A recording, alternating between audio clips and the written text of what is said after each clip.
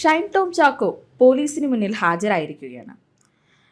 ഏകദേശം 32 ചോദ്യങ്ങളാണ് ഷൈൻ ടോം ചാക്കോയോട് ചോദിക്കാനുള്ളതെന്നാണ് ഇപ്പോൾ പോലീസ് ഉദ്യോഗസ്ഥരൊക്കെ പറയുന്നത്. എന്തായാലും ഇപ്പോൾ ചോദ്യം ചെയ്യൽ നടന്നുകൊണ്ടിരിക്കുകയായിരിക്കും. എന്താണ് സാർ കൂടുതൽ വിവരങ്ങൾ?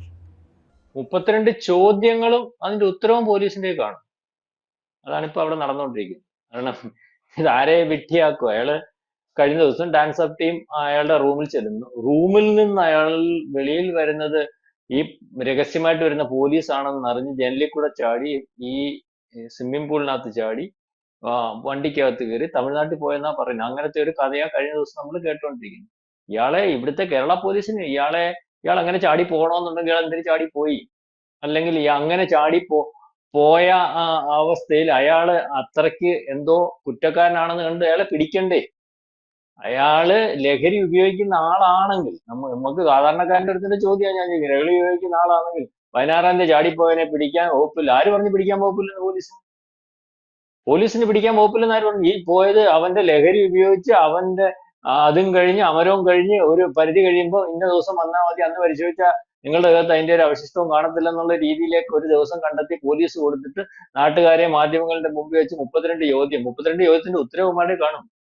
32 ചോദ്യത്തിന്റെ ഉത്തരവുമാരുടെ കാണുന്നത് കൊണ്ടാണല്ലോ 2015 കൊക്കൈൻ കേസിനകത്ത് കോടതിയിൽ വന്നപ്പോൾ ഇവിടുത്തെ പോലീസ് ഉദ്യോഗസ്ഥന്മാരും പ്രോസിക്യൂഷനും അയാളെ സഹായിക്കുന്ന രീതിയിലേക്കുള്ള ഉത്തരങ്ങൾ കോടതിയിൽ കൊടുത്തത്. ഞാൻ കണ്ടിട്ടില്ല, പിടിച്ചിട്ടില്ല, കൊക്കൈൻ ആണോന്ന് അറിയത്തില്ല, അല്ലെങ്കിൽ ആരാ മുമ്പേ അയാളുടെ ഫ്ലാറ്റിൽ കയറിയെന്ന് അറിയത്തില്ല, എല്ലാ രീതിയിലും തെളിവുകൾ നശിപ്പിച്ച് അയാളെ വളരെ വിദഗ്ധമായിട്ട് രക്ഷപ്പെടുത്തി പോലീസ്. സ്ത്രീകളുണ്ടായിരുന്ന 4 മോഡലുകൾ, ആ 4 മോഡലുകളുടെ ഭാഗത്തു നിന്ന് കൊക്കൈൻ പിടിച്ച് കയ്യിൽ വെച്ചിരുന്ന വനിതാ ഉദ്യോഗസ്ഥ അവിടെ ചെന്ന് പറഞ്ഞാൽ കൊക്കൈനെ കണ്ടിട്ടില്ലെന്ന് പറഞ്ഞു. അതുപോലെ ഈ ലഹരി മരുന്ന് വേണ്ട രീതിയിൽ കൾച്ചർ ചെയ്ത് അതിനകത്ത് അതിന്റെ അല്ലെങ്കിൽ ലാബിൽ കൊടുത്ത് അതിന് വ്യക്തത വരുത്തിയിട്ടില്ല, ഇയാളെ പരിശോധിച്ചിട്ടില്ല. അപ്പം ആ പോലീസ് കേസ് എടുക്കുന്ന സമയം തൊട്ട് അയാളെ സഹായിക്കുന്നതിന് ആളുണ്ട്, അല്ലെങ്കിൽ പോലീസിന് താല്പര്യമുണ്ട്. പിന്നെ ഈ റഹീം പറയുന്നത് പോലെ ഇവിടാരാ ഭരിക്കുന്നതെന്ന് അറിയാമോടാന്നൊക്കെ ചോദിച്ചിട്ട് പോസ്റ്റ് ഇട്ടിട്ട് ഷൈൻക്കാനൊന്നും നോക്കണ്ട. കഴിഞ്ഞ ദിവസം ഈ പറയുന്ന റഹീം എന്ന് പറയുന്ന ബഹുമാന്യനായ ഡിവൈഎഫ്ഐയുടെ മുൻ നേതാവും അല്ലെങ്കിൽ ഇപ്പോഴത്തെ MP ഒക്കെ റഹീം എന്ന ജയശങ്കർ ഒക്കെ വിളിക്കുന്നത്. അദ്ദേഹം പറഞ്ഞിട്ട് ഇവിടെ ആരാ ഭരിക്കുന്നതെന്ന് അയാൾക്ക് നല്ലപോലെ അറിയാം ഇവിടെ ആരാ ഭരിക്കുന്നത്. അയാൾക്ക് നല്ലതുപോലെ അറിയാം ഇവിടെ ആരാ ഭരിക്കുന്നതെന്നും അതുകൊണ്ട് ഇവിടെ ഇതെല്ലാം നടക്കുമെന്നും ഒക്കെ അയാൾക്കറിയാം. അയാൾ രണ്ടാമത് പിണറായി സർക്കാർ അധികാരത്തിൽ വന്നപ്പോ അല്ലെങ്കിൽ പിണറായി വിജയന് അഭിവാദ്യം അർപ്പിച്ചുകൊണ്ട് പോസ്റ്റ് ഇട്ട ആളാ. അതുകൊണ്ട് ഇയാൾക്ക് കാണിക്കാവുന്ന തോന്നിവാസം എല്ലാം കാണിക്കാൻ പറ്റുമോ? അത് കഴിഞ്ഞ് 2022 പൈലറ്റ് നല്ലപോലെയാണോ ട്രെയിൻ ഓടിക്കുന്നതെന്ന് നോക്കാൻ ഇയാള്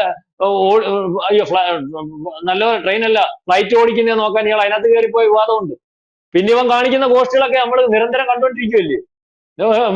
ഇന്റർവ്യൂവിന് വിളിച്ചാലും മറ്റേന് വിളിച്ചാലും മറിച്ചേന് വിളിച്ചാലും ഇപ്പൊ ഏറ്റവും അവസാനത്തെ ഡാൻസർ സംഘം ഏതോ ഒരു മാന്യനായ ഉദ്യോഗസ്ഥൻ വിചാരിച്ചാണ് ഇവരെ ഒന്ന് പരിശോധിക്കാം, അല്ലെങ്കിൽ അതിനകത്ത് കൊണ്ട് അവന്മാരെ വിളിച്ച് പറഞ്ഞു ഇതുപോലെ വരുന്നുണ്ടെന്ന്. അവനാകി അവന്റെ മരണപ്രാളം എത്രത്തോളം ഉണ്ടെന്ന് നമ്മൾ ആലോചിക്കണം. 3-ാമത്തെ നിലയിൽ നിന്ന് ചത്താലും കുഴപ്പമില്ലെന്ന് കണ്ട് 2-ാമത്തെ നിലയിൽ ചാടി അവിടെ സ്വിമ്മിംഗ് പൂളിൽ ചാടി ഓടിപ്പോവുക. എന്നിട്ട് കഴിഞ്ഞ ദിവസങ്ങൾ ഇയാള് തമിഴ്നാട്ടിലാണെന്ന് നമുക്കറിയത്തില്ല, ഏതെങ്കിലും പോലീസ് ഉദ്യോഗസ്ഥന്മാരുടെ വീട്ടിലാണെന്ന് ആർക്കറിയാം, അല്ലെങ്കിൽ രാഷ്ട്രീയക്കാരന്റെ വീട്ടിലാണെന്ന് ആർക്കറിയാം. അപ്പൊ ഇതൊരു പ്രഹസനം തന്നെയാണ്. ഇയാൾക്കെതിരെ ഒന്നും സാധിക്കാനില്ല. ഇപ്പൊ സംഭവിക്കാൻ പോകുന്നത് ഇയാൾക്കെതിരെ പരാതി കൊടുത്ത നടി എന്ന് പറയുന്ന ആ കുട്ടിക്ക് ഇനി സിനിമ ഉണ്ടാകത്തില്ല. ഇവരെത്ര മറച്ചു പിടിച്ചിട്ടും കാര്യമൊന്നുമില്ല. നാളെ കാലത്ത് തൊട്ട് സിനിമ ഇല്ലാത്ത നടിയായിട്ട് ആരാണ് ശ്രദ്ധിക്കുന്നത്? സിനിമ ഇല്ലാത്ത നടിയായിട്ട് മാറും. ഇയാളെ സംരക്ഷിക്കാൻ കൃത്യമായ മാഫിയ ഉണ്ട്. ഇയാളെ കഴിഞ്ഞ ദിവസം ഞാനൊരു ടോക്കിനകത്ത് പറഞ്ഞാൽ ഇയാൾ മാഫിയ ഗ്രൂപ്പിന്റെ ആളാണ്. അല്ലെങ്കിൽ മാഫിയ എങ്ങനെയാണ് മയക്കുമരുന്ന് അടിക്കേണ്ടത്, എങ്ങനെയാണ് MDMA അടിക്കേണ്ടതെന്നൊക്കെ ഇവിടുത്തെ ചെറുപ്പക്കാരും കുട്ടികളെയൊക്കെ പഠിപ്പിക്കുന്നതിന് വഴിതെറ്റിക്കുന്നതിന് വേണ്ടി അവരുപയോഗിക്കുന്ന ഐക്കോൺ നമ്മൾ പരസ്യം ചെയ്യത്തില്ലേ? ഓരോ ഹോർലിക്സ് അല്ലെങ്കിൽ മറ്റേ ഓരോ കാരണത്തിന് വേണ്ടി സിനിമാടന്മാരെ ഉപയോഗിച്ച് പരസ്യം, മോഹൻലാൽ മമ്മൂട്ടിയൊക്കെ പരസ്യം ചെയ്യുന്ന കണ്ടിട്ടില്ലേ? അതുപോലെ തന്നെ ഈ ശ്രീനാഥ് വാസി ഇവനും ഒക്കെ എന്ന് പറഞ്ഞാൽ മയക്കുമരുന്നിന്റെ പരസ്യക്കാരാ, ബ്രാൻഡ് അംബാസഡേഴ്സ് എന്നൊക്കെ പറയാം യഥാർത്ഥത്തിൽ പറഞ്ഞാൽ. കാരണം ഈ പറയുന്ന മഹാനടന്മാരാണ്. അവരെ കണ്ടില്ലേ, ഇവരെന്താണ് ഉപയോഗിക്കുന്നത്, ഇവർ മയക്കുമരുന്നാണ് മയക്കുമരുന്ന് ഉപയോഗിക്കുന്നത് കൊണ്ടാണ് ഇവർ ഹീറോ ആവുന്നതെന്നൊക്കെ പറഞ്ഞിട്ട് വരുത്താം.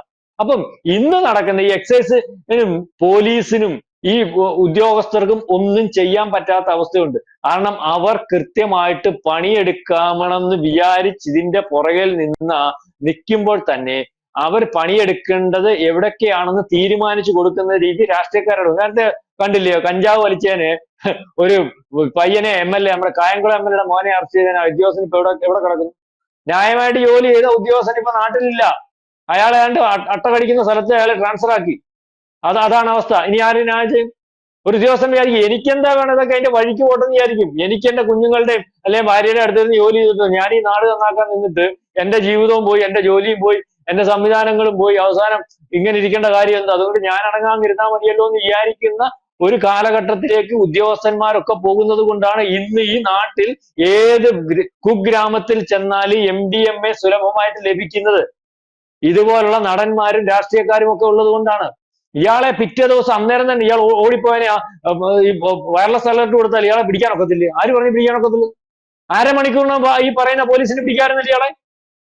അരമണിക്കൂറിനകം ഷൈൻ ടോം ചാക്ക അവിടെ നിന്ന് ഇറങ്ങിപ്പോയി. ഷൈൻ ടോം ചാക്ക അവിടുന്ന് ഉടനെ ഡാൻസേഴ്സ് സംഘം പോലീസിന് മൊത്തം വയർലെസ് കൊടുക്കുക. കേരളത്തിലെ പോലീസിന്റെ വയർലെസ് സംവിധാനം അറിയാമല്ലോ. ഉടനെ മൊത്തം വാഹനം പരിശോധിക്കാൻ പറയുക, അല്ലെങ്കിൽ അടുത്ത ലോഡ്ജുകൾ മൊത്തം പരിശോധിക്കാൻ പറയുക, അല്ലെങ്കിൽ ഇവനെ അവിടെ വെച്ച് പിടിക്കാമായിരുന്നല്ലോ. എവിടെപ്പാനാ പറ്റുന്നു? വെള്ളത്തിനകത്ത് വീണവനെ വണ്ടിക്കാരുടെ പുറകെ കയറിയെന്ന് അറിയത്തില്ലേ? സ്വിമ്മിംഗ് പൂളിൽ ചാടിയവന് വെള്ളത്തിന് ഇരിക്കുന്നവനെ കണ്ടാൽ അറിയത്തില്ലേ? ഉടനെ തന്നെ ഇയാൾക്ക് ഓടിച്ചെന്ന് കയറാനും പറ്റത്തില്ല. അല്ലെങ്കിൽ ടാക്സി പിടിക്കാൻ പറ്റുമായിരിക്കും. ടാക്സി പിടിച്ച പോലീസ് വഴിനീളം നിന്ന് കഴിഞ്ഞാൽ നമ്മുടെ സംവിധാനം അറിയാമല്ലോ. അപ്പൊ നിമിഷ നേരം കൊണ്ട് ഇതൊക്കെ സാധിക്കുമായിരുന്നു. അപ്പൊ അതിന്റെ ഒന്നും കാര്യമില്ല, അങ്ങനെയൊന്നുമല്ല. പിന്നെ ഇത് ചർച്ചയായപ്പോൾ, മാധ്യമങ്ങൾ വാർത്തയാക്കിയപ്പോൾ, ഇപ്പം ഏറ്റവും കൂടുതൽ മയക്കുമരുന്നിന്റെ കാലം, അല്ലെങ്കിൽ അതാണ് കൊലയ്ക്കും കൊലപാതകത്തിനും ഈ നാട്ടിലെ അരാജകത്വത്തിനും ഒക്കെ കാരണമാണെന്ന് കണ്ട് ജനം മൊത്തവും അതിന്റെ പുറകിൽ ഇറങ്ങിയപ്പോൾ, ചാനലുകൾ ഒക്കെ അത് വേണ്ട എന്ന് തീരുമാനിക്കുന്നതിന്, ജനത്തിനെ ബോധവൽക്കരിക്കുന്നതിന് വേണ്ടി ഇറങ്ങിയപ്പോൾ, ഈ പറയുന്ന നടന്റെ പുറകിലും ഇവിടുത്തെ സംവിധാനങ്ങൾ ഉണ്ട് എന്ന് കാണിക്കുന്നതിന് വേണ്ടി പോലീസിനെ കൊണ്ട് കാണിക്കുന്ന ഒരു ഗോഷ്ഠി 2015 തൊട്ട് ഇന്ന് വരെ നടക്കുന്ന ഒരു ഗോഷ്ഠിയുടെ ഭാഗം. അഖില ചോദിച്ചതുപോലെ 32 ചോദ്യങ്ങൾ എങ്ങനെ അറിഞ്ഞ് ഇവിടുത്തെ മാധ്യമങ്ങൾ എത്ര ചോദ്യം ചോദിക്കുന്ന പോലീസ് എന്തിനാ മേഡം ചോദിക്കുന്ന ചോദ്യത്തിന്റെ എണ്ണമൊക്കെ മാധ്യമങ്ങൾക്ക് പറഞ്ഞു കൊടുത്തേ? 32 ചോദ്യമല്ല, ഈ 32 ചോദ്യത്തിനുള്ള ഉത്തരവും പോലീസിന്റെ കയ്യിലുണ്ട്. ഷൈൻ ടോം ചാക്ക അവിടെ നിന്ന് ഇരുന്ന് കൊടുത്താൽ മതി, മനസ്സിലാവുന്നു. ഷൈൻ ടോം ചാക്ക റൂമിനകത്ത് കയറ്റി ഒരു കസേരയിൽ ഇരുത്തിയിട്ടുണ്ട്. ACP ചോദ്യവും ഉത്തരവും ഒരുപോലെ അവർ എഴുതി വെച്ചോളൂ. അതാണ് അതിന്റെ കാലം. കാരണം അതേ രീതിയിലുള്ള സ്വാധീനമുണ്ട്. ഏത് കഞ്ചനായാലും ഏത് ഗുഞ്ചനായാലും അവനെ വ്യക്തമായ സ്വാധീനം, അല്ലെങ്കിൽ അവന്റെ പുറകിൽ നിൽക്കുന്നത് മഹാവല്യൊരു ലോബിയാ. ആ ലോബിയെ അനുസരിക്കേണ്ടി വരുന്ന ഒരു രാഷ്ട്രീയ വൃന്ദത്തെയാണ് നമ്മൾ കാണുന്നത്. അല്ലെങ്കിൽ ഈ പറയുന്നത് പോലെ ഏതാണ്ട് ഒരു പതിറ്റാണ്ട് കാലം 2015 വരെ തൊട്ടാണ് ഇയാളെ നമുക്ക് അറിയാൻ സാധിക്കുന്നത്. 2015 തൊട്ട് ഇങ്ങോട്ട് 2025 വരെ നടക്കുമ്പോൾ ഷൈൻ ടോം ചാക്കോയുടെ നൃത്തം, അല്ലെങ്കിൽ കഞ്ചാവ് അടിച്ചിട്ടുള്ള നൃത്തം, രാസലഹരി അടിച്ചിട്ടുള്ള നൃത്തം, ഈ നൃത്തം വളരെ കൃത്യമായിട്ട് കണ്ടുകൊണ്ടിരിക്കുകയാണ്. പലവട്ടം നമ്മൾ കണ്ടു. ഇയാളെ സിനിമയിൽ നിന്ന് മാറ്റി നിർത്തുന്നു, ശ്രീനാഥ് വാസിയെ മാറ്റി നിർത്തുന്നു, ഇയാളെ മാറ്റി നിർത്തുന്നു, അല്ലെങ്കിൽ എന്നിട്ട് വീണ്ടും ഇയാൾക്ക് സിനിമ ഉണ്ടാകുന്നു. ഇയാൾക്ക് ആവശ്യം പോലെ സിനിമയാണ്. സിനിമാക്കാരും എന്ന് പറഞ്ഞാൽ ആരുടെ ഇത് പറയുന്നേ? സിനിമാക്കാരും അവര് പറയുന്നത് അവർക്ക് എന്തെങ്കിലും ബുദ്ധിമുട്ടുണ്ടാവുമെങ്കിൽ കാര്യം പറയും. അല്ലാത്ത നിമിഷം ഇവനെ വെച്ച് സിനിമ എടുക്കും. ഈ സിനിമ എടുക്കുന്നതിന്, ഇവനെ വെച്ച് സിനിമ എടുക്കുന്നതിന് പ്രൊഡ്യൂസർക്ക് എനിക്കൊന്ന് പൈസ വേണ്ട, വേറെ രീതിയിൽ പൈസ കിട്ടും, വേറെ ലോബികൾ കൊടുക്കും. ഓരോ അല്ലെങ്കിൽ നിങ്ങൾ എടുത്തോ, പൈസ നമ്മൾ തന്നേക്കാം. എത്തരത്തിൽ വലിയൊരു ലോബിയുടെ ഭാഗമാണ്. അത് ഇവരെ ആവശ്യമുള്ളവർ ഉപയോഗിക്കുന്നു. മയക്കുമരുന്ന് കച്ചവടത്തിന് വേണ്ടി ഇവരെ പ്രൊമോട്ടർമാരാക്കുന്നു, അല്ലെങ്കിൽ അതിന്റെ ഫണ്ട് ഉപയോഗിക്കുന്നതിന് വേണ്ടി സിനിമ എടുക്കുന്നതിന് ഉപയോഗിക്കുന്നു. ഈ മയക്കുമരുന്ന് വിറ്റ പൈസ സിനിമ എടുക്കുന്നതിന് ഉപയോഗിക്കുന്നു എന്നുള്ളത് വളരെ വ്യക്തമാണ്. അതായത് ആ ലോബി ഈ സിനിമാ മേഖലയെ സ്വാധീനിച്ചിരിക്കുന്നു, അല്ലെങ്കിൽ അവരുടെ കൈകളിൽ കൂടി ഇത് പോകുന്നു. പലവട്ടം നമുക്ക് തെളിഞ്ഞു വന്നിട്ടുണ്ട്. അപ്പൊ അവരെ നിയന്ത്രിക്കാൻ പറ്റുന്ന ഒരു അവസ്ഥ ഒരുപക്ഷെ ഭരണകൂടത്തിനും പോലീസിനും എക്സൈസിനും ഒന്നും ഇല്ല. ഈ ചോദ്യത്തിന്റെയും അല്ലെങ്കിൽ ഈ ചോദ്യം ചെയ്യലിന്റെയും ഒക്കെ പരിണിത ഫലം എന്ന് പറഞ്ഞാൽ അയാളെ ഒന്നും ചെയ്യാനില്ല, ഒന്നും ചെയ്യത്തുമില്ല, ഒരു തെളിവുമില്ല. നേരത്തെ തന്നെ തുടക്കത്തിൽ തന്നെ പോലീസ് പറഞ്ഞല്ലോ, അയാളെ അറസ്റ്റ് ചെയ്യാൻ വകുപ്പില്ല, തെളിവുകളില്ല. അത് തന്നെ അവസാനം വരത്തുള്ളൂ. അയാളെ അറസ്റ്റ് ചെയ്യാൻ ഒരു വകുപ്പില്ല, അയാളെ ഒന്നും സാധിക്കാനുമില്ല. അയാൾ വീണ്ടും ഇതിന്റെ പ്രൊമോട്ടറായിട്ട് എവിടൊക്കെ നിർമ്മാർജ്ജനം ചെയ്താലും, ആരെയൊക്കെ പിടിച്ചാലും, എന്തൊക്കെ ചെയ്താലും ഇവരെ തന്നെ, അല്ലെങ്കിൽ ഈ ലോബി, അല്ലെങ്കിൽ ഈ ഷൈൻ ടോം ചാക്കോ, അല്ലെങ്കിൽ ഇതുപോലുള്ള ലോബികൾ ഈ ലോബികളെ പ്രൊമോട്ട് ചെയ്തുകൊണ്ടിരിക്കും. അത് കേരളത്തിൽ ഒരു നാശകാലത്തിലേക്ക് കൊണ്ടുപോവുകയും ചെയ്യും. Thank you sir. കൂടുതൽ വാർത്തകളും വിശേഷങ്ങളും നിങ്ങളിലേക്ക് എത്താൻ ABC മലയാളം സബ്സ്ക്രൈബ് ചെയ്യുക, ബെൽ ബട്ടണും അമർത്തുക.